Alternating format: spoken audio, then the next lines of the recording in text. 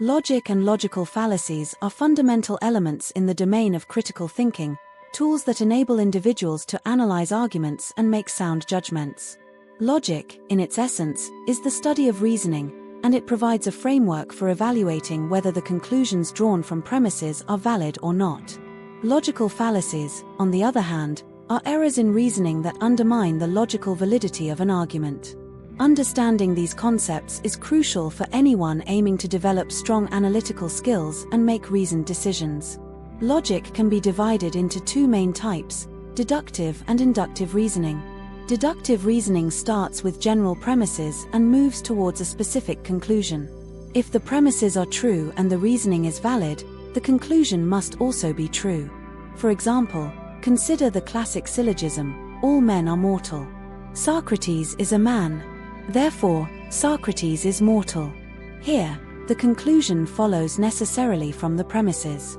Inductive reasoning, in contrast, starts with specific observations and moves towards a general conclusion. It deals with probabilities rather than certainties. For instance, observing that the sun has risen every day in recorded history, one might conclude that the sun will rise again tomorrow. While this conclusion is highly probable, it is not guaranteed. Logical fallacies often occur in both deductive and inductive reasoning. Recognizing these fallacies is essential for critical thinking because they can make invalid arguments appear persuasive. There are numerous logical fallacies, but some of the most common include ad hominem, straw man, false dilemma, slippery slope, and circular reasoning.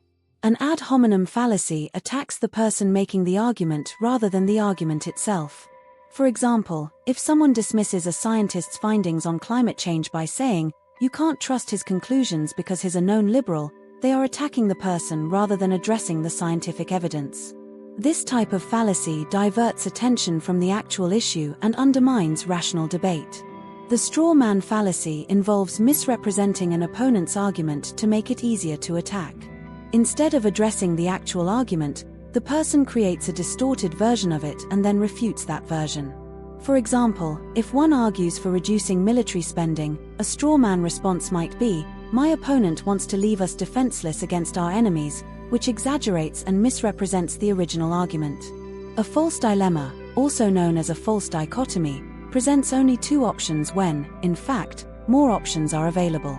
This fallacy limits the scope of the argument and forces a choice between two extremes. For example, saying "you are either with us or against us" ignores the possibility of neutral or alternative positions. It simplifies complex issues into binary choices, which rarely reflect reality.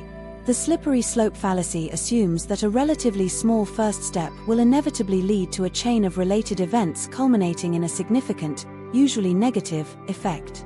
For example, someone might argue that legalizing marijuana will lead to the legalization of all drugs and eventually result in widespread drug addiction.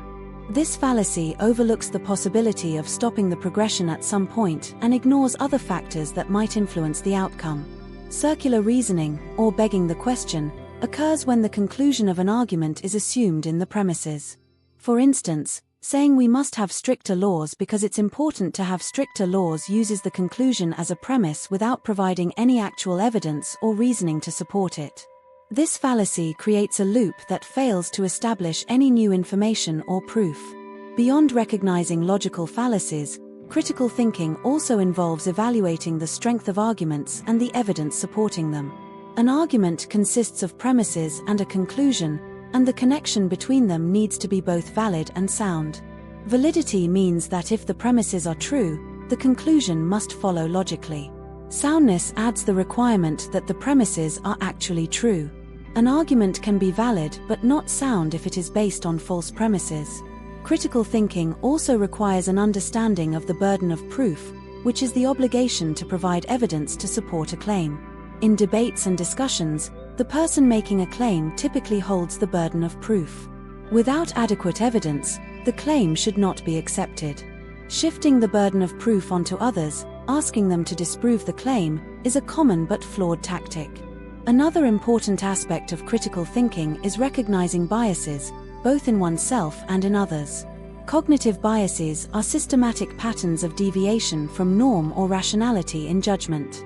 They can affect how we perceive information, interpret evidence, and make decisions.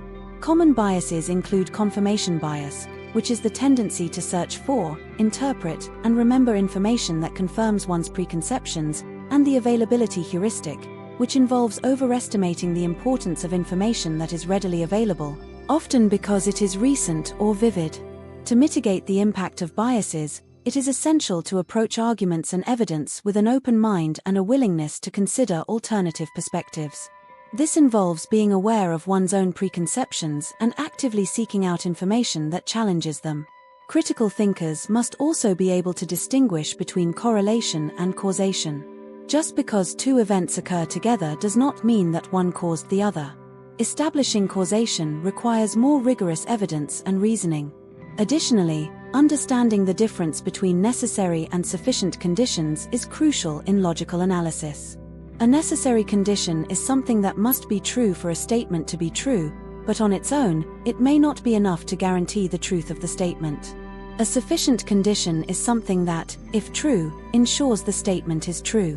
For example, having a key is a necessary condition for opening a locked door, but it is not sufficient if the door is also bolted from the inside. Critical thinking also involves evaluating sources of information.